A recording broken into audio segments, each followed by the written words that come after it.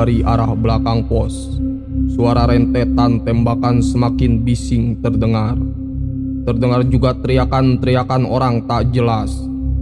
Imam, Karim, dan Pak Kades hanya bisa menduga-duga pihak mana yang unggul di dalam pertempuran tersebut. 20 menit berselang, keadaan mendadak hening. Suara tembakan sudah tak terdengar lagi. Mereka bertiga dibuat kebingungan oleh keadaan tersebut. Berkecamuk berbagai pertanyaan dalam diri mereka. Yang paling jelas, siapakah yang unggul dalam pertempuran tersebut? Pertanyaan mereka akhirnya terjawab ketika melihat para tentara dan Okade digiring masuk ke dalam pos oleh para gerombolan dalam keadaan terikat. Raut muka kecewa tergambar jelas dari mereka bertiga ketika menyaksikan kejadian tersebut. Gusti nu maha uninga nu melas asih ka para umatna, mugia para pejuang aya dina lindungan anjeun, ujar Karim, matanya agak sedikit berkaca-kaca. Imam dan Pak Kades ketika mengaminkan doa Karim. Rasa-rasanya mereka ingin menerjang para gerombolan tersebut dan menyelamatkan rekan-rekan mereka.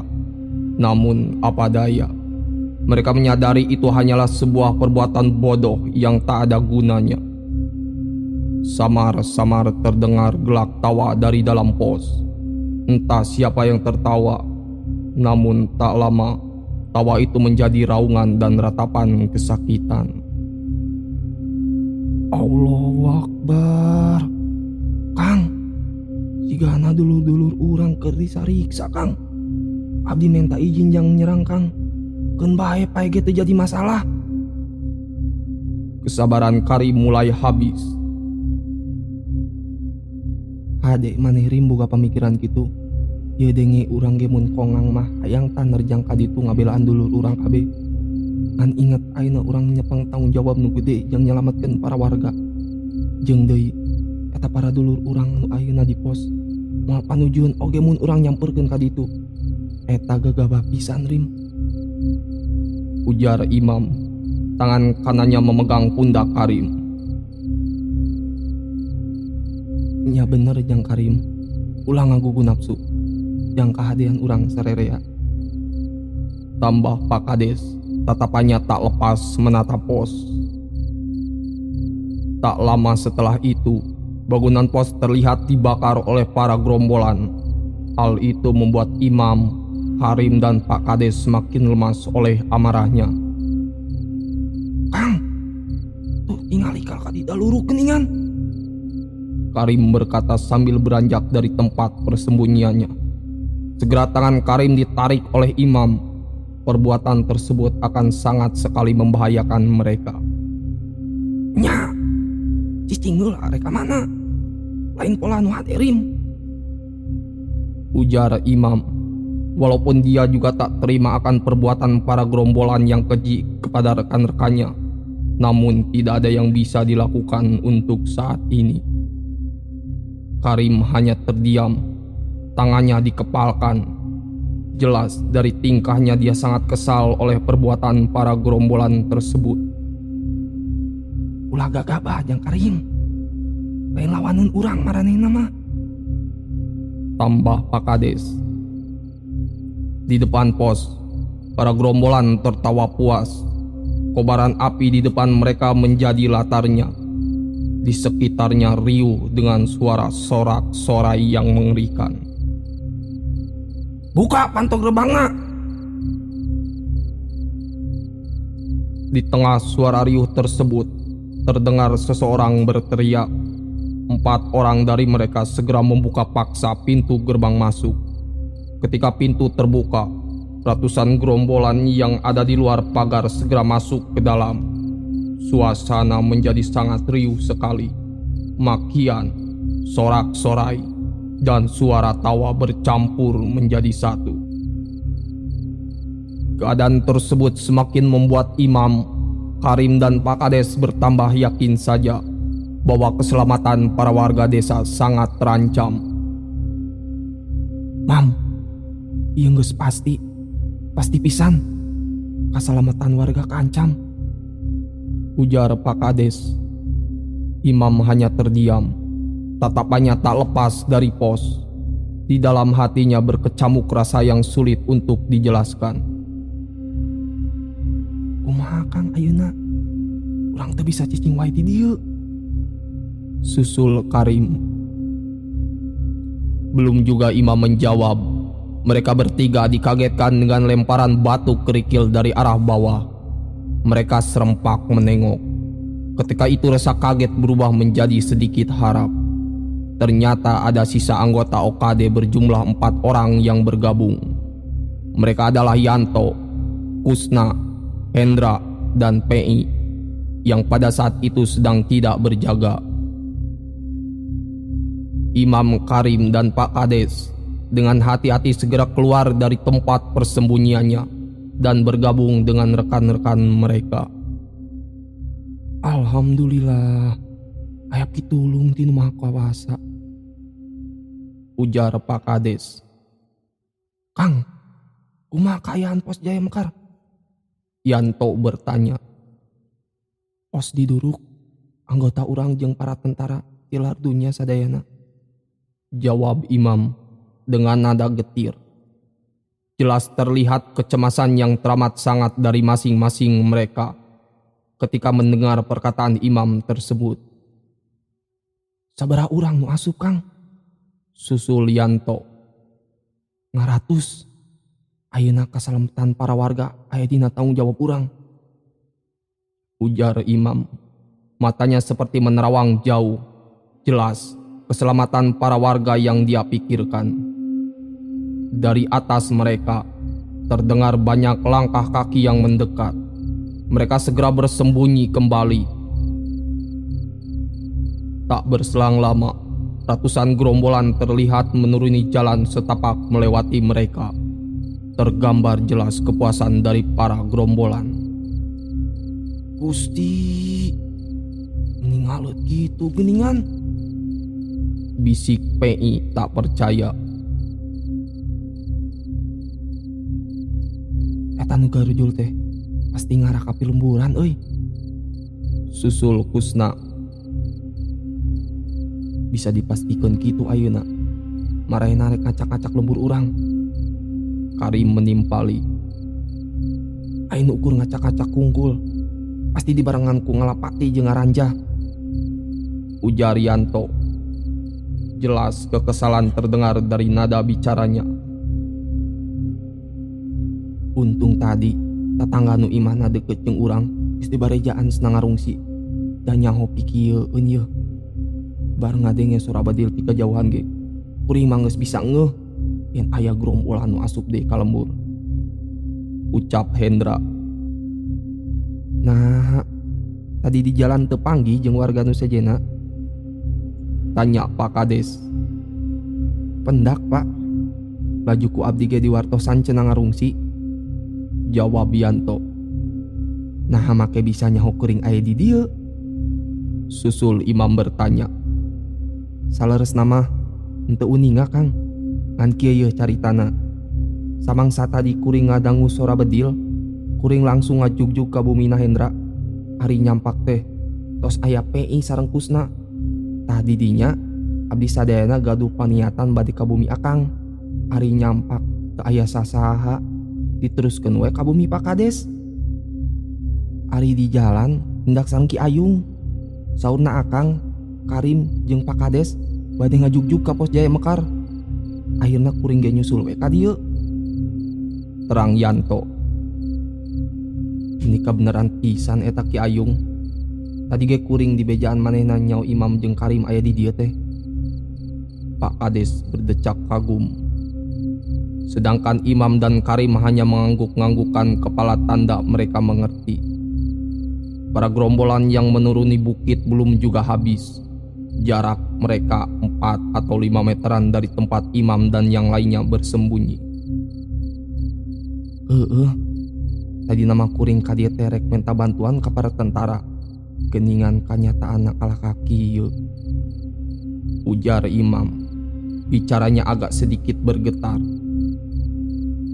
karena mengingat kembali apa yang telah dilakukan oleh para gerombolan terhadap para tentara dan rekan dia.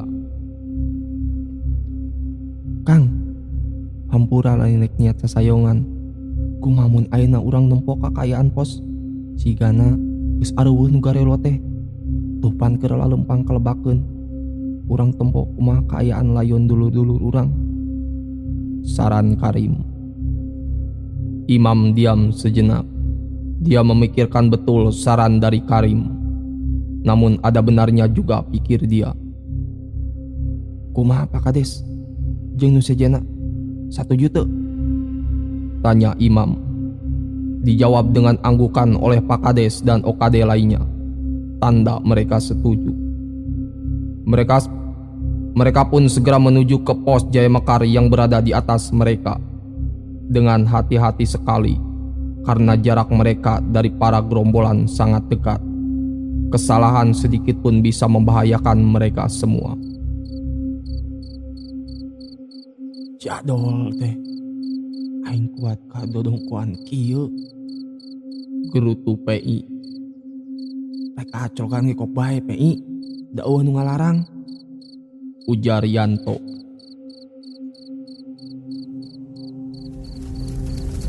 Innalillahi Gusti Allah nu ngabebela kitu seuneu. Ucap Hendra tak percaya ketika bangunan pos mulai terlihat oleh dia.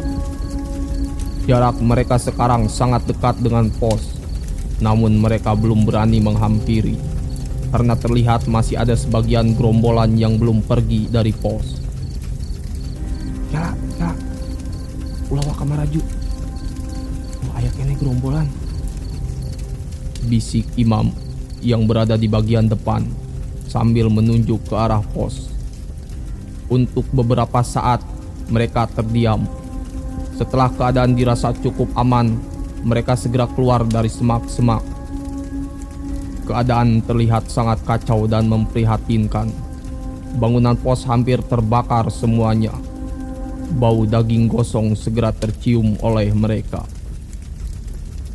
Sisir kabeh ka tukang. Bising aya layon dulur urang. Geus puguh di jero pos mah pasti aya. Perintah Imam. Dengan segera para OKD berpencar di sekitaran pos, sedangkan Pak Kades berdiri di samping Imam. Mulutnya tak berhenti mengucapkan doa kepada para syuhada yang telah meninggal dalam kobaran api. Kang, di Pengker Batu Ageng aya layon tentara. Ucap Yanto tersebut menyadarkan Imam dari lamunannya. Innalillahi wa inna ilaihi rajiun. Saha? Tanya Imam. Dina nami nu diacuk mah Teddy. Pangkatna kopral. Jawab Yanto. Segera Imam menuju ke belakang batu besar, diikuti oleh Yanto dan Pak Kades. Benar, di sana ada jenazah Kopral Teddy dengan lubang peluru tepat berada di dahinya. Di mana deui? Nu aya layon dulur-dulur urang? Tanya Imam. Matanya merah menahan amarah dan kesedihan. Tos disisir sabudeuran pos sadayana Kang. Mun kapendak layon Kopral Teddy unggul. Yanto menjawab. Mun kitu mah hampir sadayana dulur urang tiwas di pos. Ujar Imam. Matanya berkaca-kaca, tak sanggup membayangkan rekan-rekannya yang tewas dalam keadaan yang tak manusiawi. Semua menundukkan kepala saat itu. Mereka berdoa, semoga rekan-rekan mereka yang gugur ditempatkan di sisinya dan diterangkan di alam kuburnya. Mereka percaya bahwa rekan-rekan meninggal dalam keadaan syahid. Jenazah Kopral Teddy untuk sementara waktu masih dibiarkan di tempatnya. Mereka tutup jenazahnya dengan sarung, sedangkan jenazah rekan-rekan mereka di dalam pos belum bisa mereka ambil. Bukan karena mereka tak tega, namun kobaran api yang belum padam dan waktu mereka tak banyak. Keselamatan warga menjadi taruhannya. Ayeuna wayahna kudu aya nu ka Taman Sari atau ka Dharma Raja. Pikeun minta bantuan ke tentara atau OKD. atau kasawe nu bisa dipenta bantuana. Nu sejena urang asup di kalembur, bising warga can aya nu ngungsi, urang bisa dibejaan. Perintah imam. Di hadapan mereka berbaris para okade. Pak Kades berada di sebelah imam. Abdi mah hayang asup kalembur Kang. Mun diizinan, rek dilawan ku abdi tah para gerombolan teh. Keun urang daguan bongohna we. Ujar Karim. Abdi garek ngilujeng Karim we ka pilemburan. Susul Yanto. Di matanya terlihat kemarahan yang teramat sangat. Usna jeung PI kumaha? Tanya imam lagi. Ngiring ka Karim sareng Yanto Kang. Jawab mereka berdua hampir bersamaan. Kuring mam, rek ngilu balik deui ka desa. Pak Kades tanpa ditanya dia berbicara. Imam memandang wajah Pak Kades dengan seksama. Para okade yang lainnya hanya terdiam sibuk dengan pikiran masing-masing. Punten Pak Kades, Bapak leuwih sae nyusulan bala bantuan we. Pami lebet di ka desa, resikona ageng Pak. Terang imam. Nya apa leres? Mendingan Bapak mah milarian bantuan we. Kan lembur mah percayakeun ka abdi sareng rekan-rekan. Tambah Yanto. Kuring hayang ngilu ngabelaan warga euy. Abe warga Cibugel pan sidik tanggung jawab kuring. Tegas Pak Kades. Pak punten, sanes abdi bade mamatahan ngojay kameri. Ku Bapak milari bantuan oge kata salah sanos bentuk tanggung jawab sareng bela Bapak ka warga Pak. Ujar imam. Pak Kades terdiam untuk beberapa saat. Memang benar yang dikatakan imam. Itu juga salah satu bentuk tanggung jawab dia kepada warganya. Dan memang akan sangat membantu. Pak Kades pun akhirnya menuruti saran imam. Kajian ari kitu mah. Memang bener oge mun di pikiran mah. Kaula nitipisan ieu lemburnya. Kaula rek ngajuk heula ka Taman Sari. Waktu urang nu samporet. Mun dililakeun bakalan aya bancang pakeuweuh nu maha dahsyat. Insyaallah Pak. Eta nu utamina. PI. Wahana tong balik di kalembur. Baturan we Pak Kades. Perintah imam. Namun belum juga PE mengiyakan. Pak Kades mendahului bicara. Tekudu mam. Keun we si PI senam milu balik ka lembur. Manehna leuwih dibutuhkeun di dieu. Kaula mending sorangan meh gancang. Jalan arek norobos ka kebon beh kulon. Malila jalan di nyamah. Ayeuna mah urang siri doakeun we. Mudah-mudahan urusan urang pikeun ngabela lemah cai jeung warga aya dina kamudahan. Mangga Pak pami kitu mah. Amin Pak. Mudah-mudahan oge urang aya dina lindungan Gusti Nu Maha Agung. Timpal imam. Pak Kades hanya mengangguk. Tanpa menunggu lama lagi, mereka segera melaksanakan kewajiban mereka masing-masing. Pak Kades dan para anggota OKD berpisah di pos Jaya Mekar. Pak Kades ke arah barat untuk menuju ke desa Taman Sari. Sedangkan para anggota OKD dengan dipimpin oleh imam kembali ke arah desa Cibugel. Mereka mengemban tanggung jawab yang besar untuk sebisa mungkin menyelamatkan para warga dari serangan gerombolan.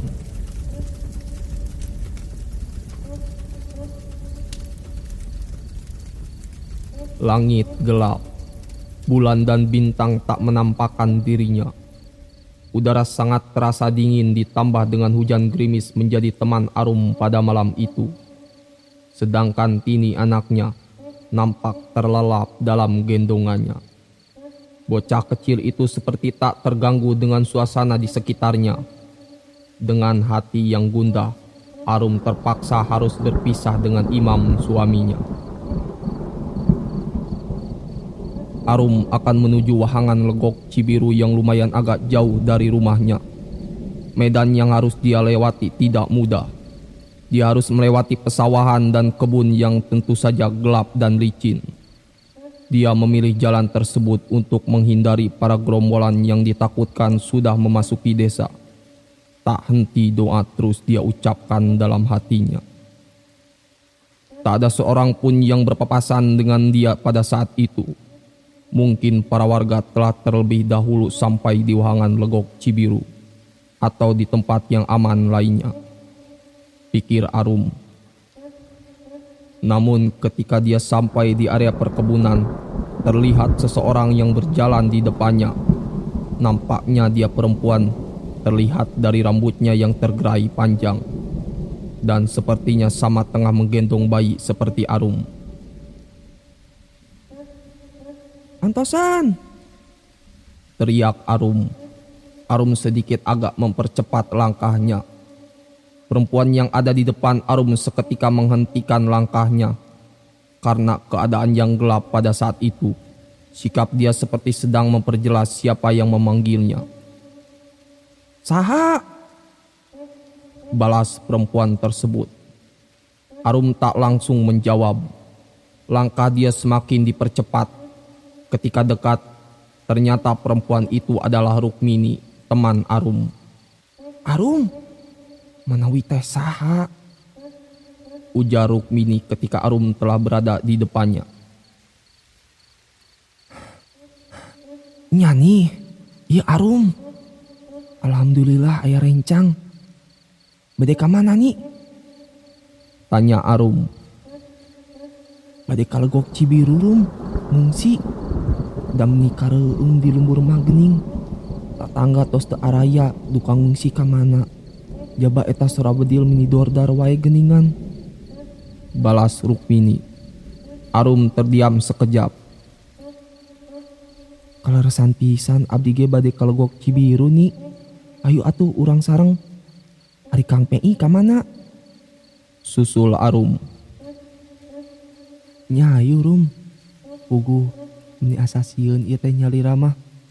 Mun teu kajurung ku kapaksa mah ini asa sararangeuk teuing.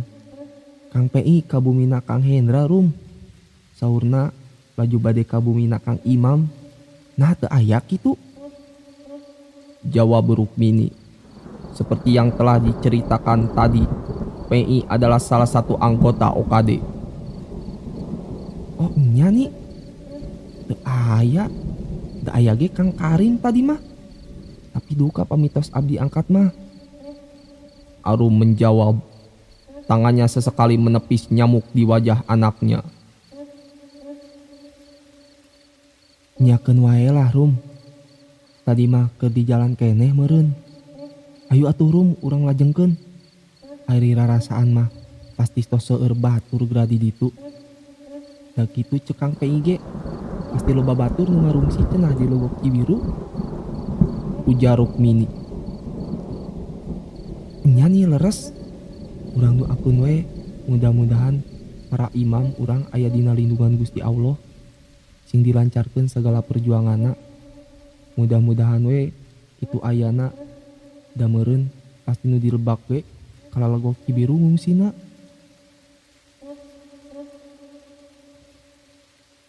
Mereka berdua pun melanjutkan perjalanannya.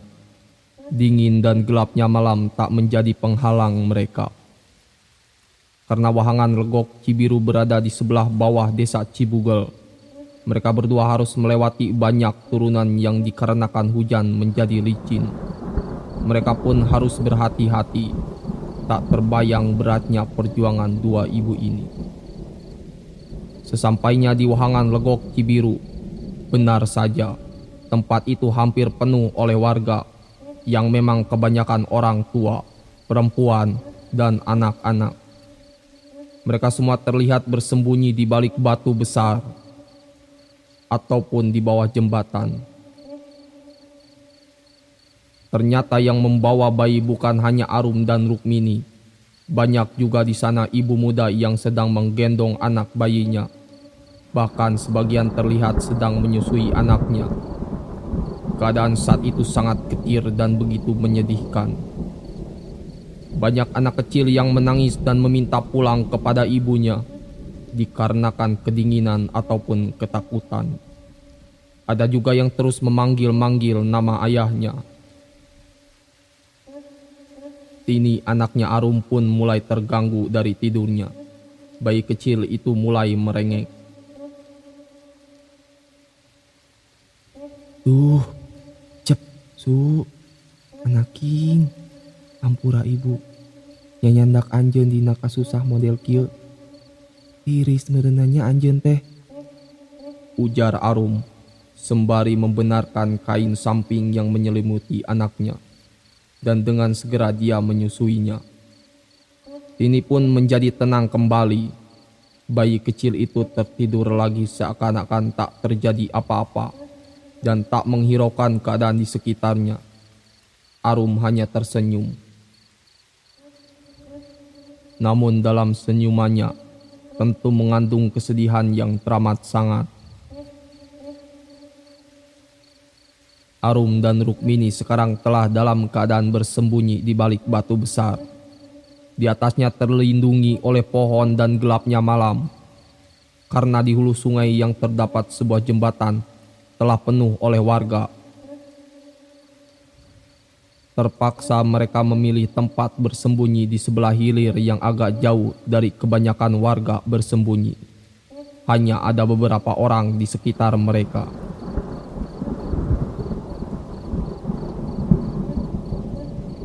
Mak, Iris, ayang uih, mak. Rengek seorang bocah lelaki, Iri namanya. Walaupun dia sedang sakit demam pada saat itu, dia terpaksa harus mengungsi. Dia bersembunyi tepat di bawah jembatan dengan ibunya, Bi Eni. Di sekitarnya terdengar juga anak-anak kecil yang menangis meminta pulang. Bi Eni hanya bisa memeluk Iri. Dalam hatinya berkecamuk rasa sedih yang teramat sangat. Nya jang, kesah kedap deui uihnya. Sing sabar. Ujar Bi Eni dengan tersiap. Iri terlihat semakin menggigil. Kain sarung yang menyelimutinya seakan tak berarti.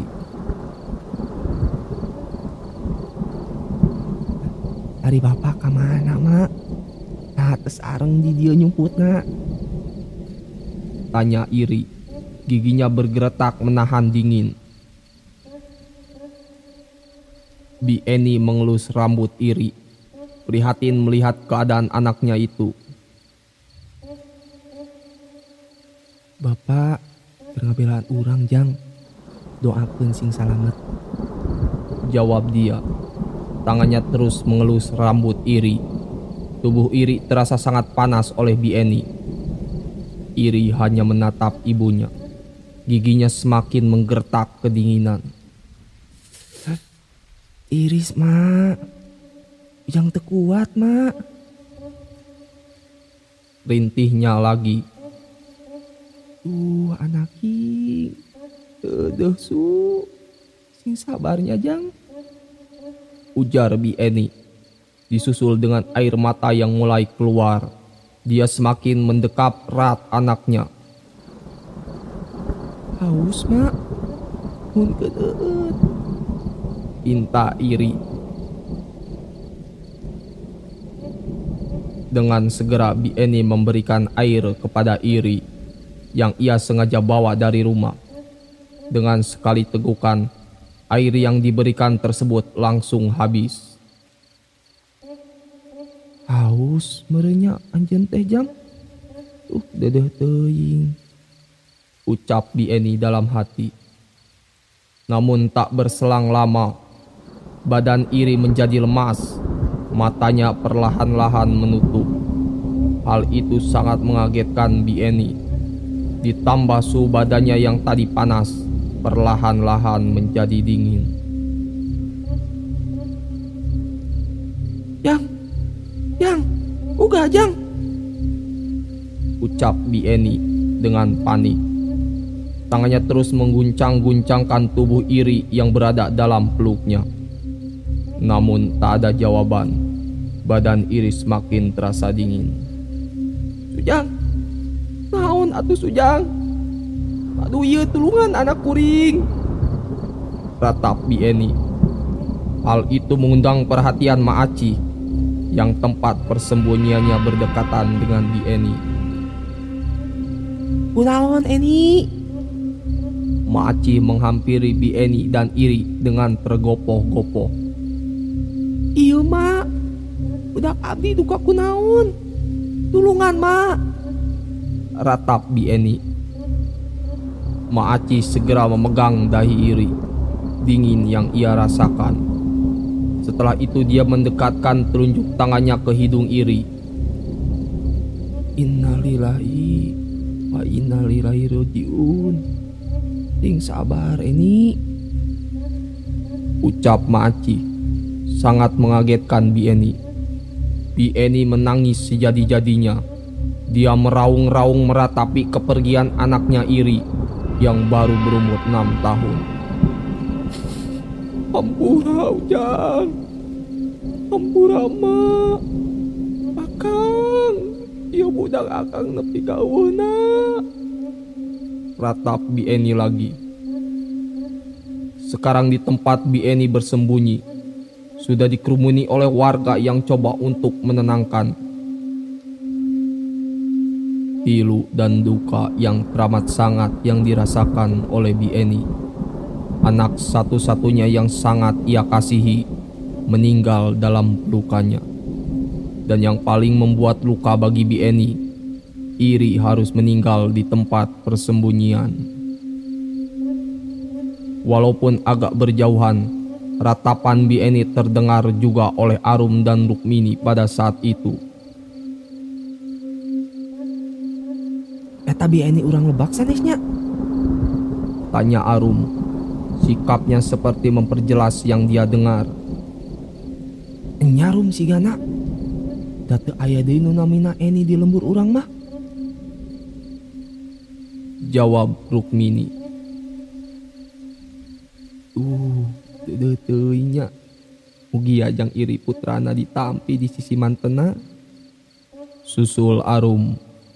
Mereka berdua merasakan duka sama seperti Bieni rasakan, namun tak bisa berbuat apa-apa selain mendoakan Iri yang telah berpulang ke pangkuan Tuhan yang Maha Kuasa.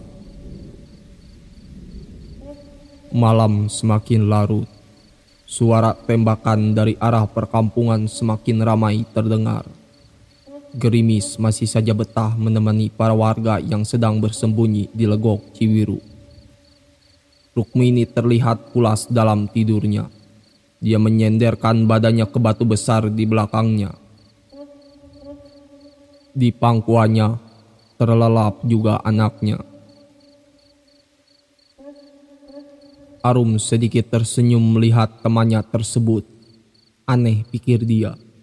Dalam keadaan seperti ini dia masih bisa tertidur pulas. Sedangkan Arum sendiri sepertinya tak merasakan kantuk sama sekali. Pikirannya terus menerawang jauh memikirkan keselamatan suaminya. Anaknya Tini terlelap dalam pelukanya. Sedangkan dari arah hulu hanya hening. Sesekali terdengar suara anak kecil menangis dan batuk orang tua.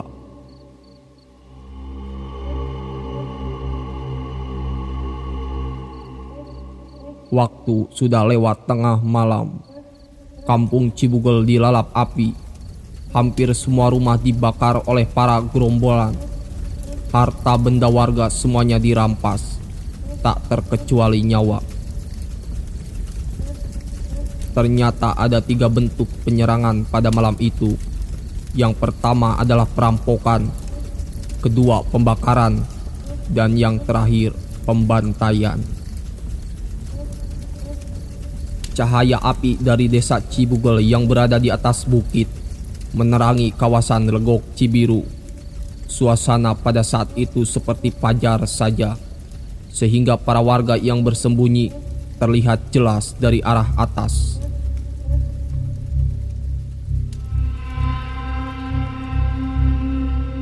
Tah, geningan yo, di dieu nyeruput teh. Keheningan sang malam dipecahkan oleh suara teriakan dari atas ngarai di Legok Cibiru.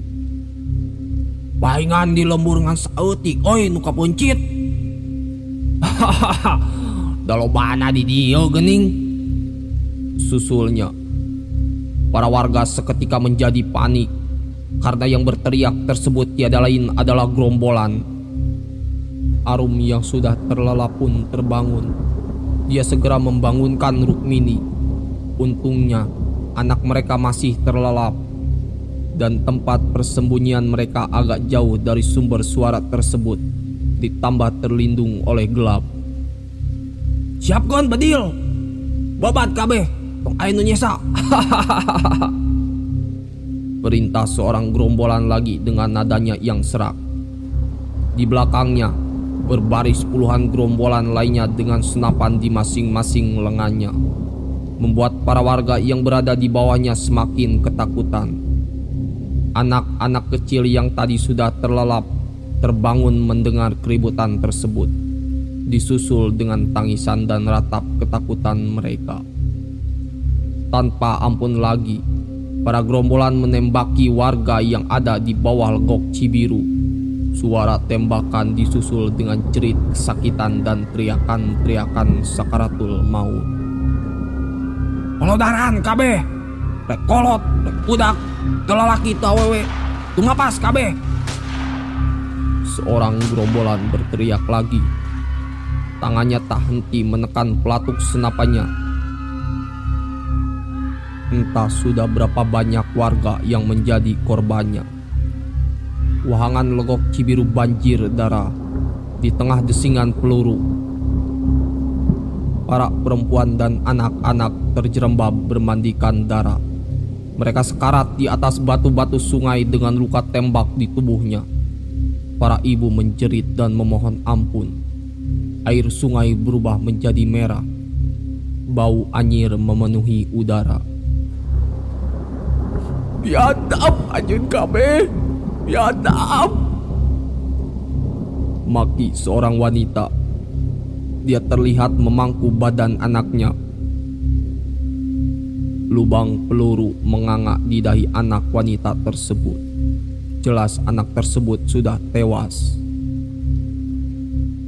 Makian itu dibalas oleh tembakan para gerombolan yang mengarah tepat ke badan wanita tersebut. Tak diayalkan lagi, dia langsung terjungkal tewas menyusul anaknya dengan badan yang hampir hancur. Teriakan-teriakan minta ampun dan ratapan pilu terdengar saling bersautan. Keadaan sangat getir dan memilukan pada saat itu. "Rasakeun, sok rek marentah tulung ka saha ayeuna?" teriak seorang gerombolan seperti kerasukan iblis. Tak ada ampun. "Moal sia, moal aya nu narulungan deuleu," susulnya. Ketakutan yang teramat sangat jelas dirasakan oleh Arum dan Rukmini. Namun tak ada yang bisa mereka perbuat selain berdoa meminta perlindungan kepada Yang Maha Kuasa. Tangan mereka berpegangan erat. Yang paling mereka takutkan adalah anak-anaknya terbangun dan menangis. Itu bisa memancing para gerombolan untuk mendekat. Namun ajaibnya, anak-anak mereka terlelap dalam tidurnya, seperti tak terganggu oleh keadaan di sekitarnya yang bising akan desingan peluru dan teriakan para warga. Peluru mulai menyasar ke sekitaran tempat Arum dan Rukmini. Warga yang berdekatan dengan mereka satu persatu mulai berjatuhan, tak terkecuali Laksmi, tetangga Arum. Dia tertembak di bagian perutnya. Dia berjalan ke arah Arum dan Rukmini. Kedua tangannya menahan usus di perutnya yang terburai. "Eri, tulungan!" rintih Laksmi. Sebelum badannya terjerembab, nyawa telah meninggalkan raga. Arum dan Rukmini meskipun kuat rasa ingin menolong, tapi tidak bisa berbuat apa-apa. Jika mereka berdua keluar dari tempat persembunyiannya, nyawa mereka menjadi taruhannya.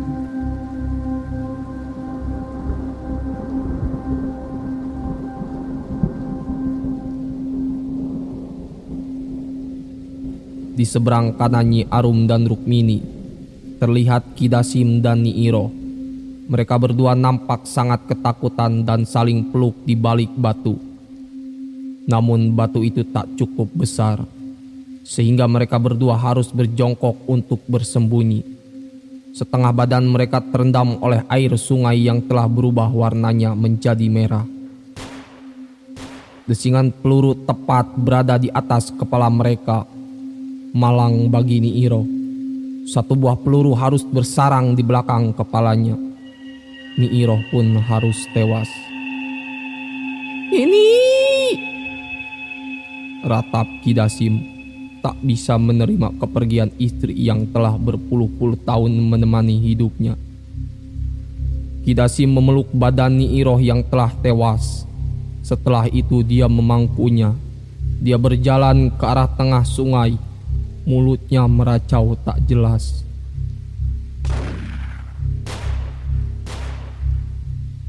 Dua peluru tepat mengenai dada Ki Dasim. Yang terakhir tepat mengenai dahinya. Ki Dasim pun tewas, menyusul Nyi Iroh ke alam keabadian. Arum dan Rukmini tak kuasa lagi menahan kesedihannya melihat kejadian tersebut. Air mata mereka mulai keluar seakan tak terbendung. Bersambung